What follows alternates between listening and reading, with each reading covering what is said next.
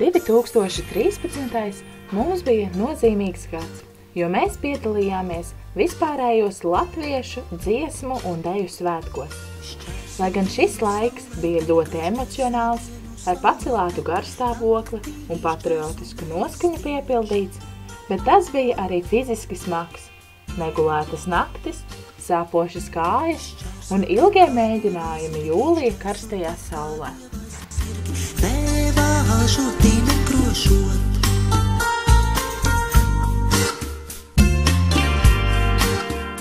Mūsu ikdienu atviegloja mobilā aplikācija ar svētku programmu, kur mēs varējām apskatīt nedēļas laikā notiekošos pasākumus un mēģinājumu grafiku.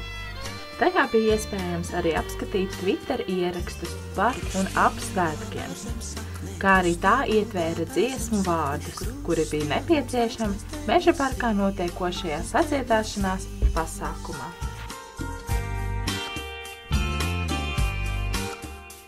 Aizraujoši arī bija ar noteiktu mirkļbirku ievietot attēlus aplikācijā Instagram un aplūkot citu dalībnieku un skatītāju ievietotās fotogrāfijas.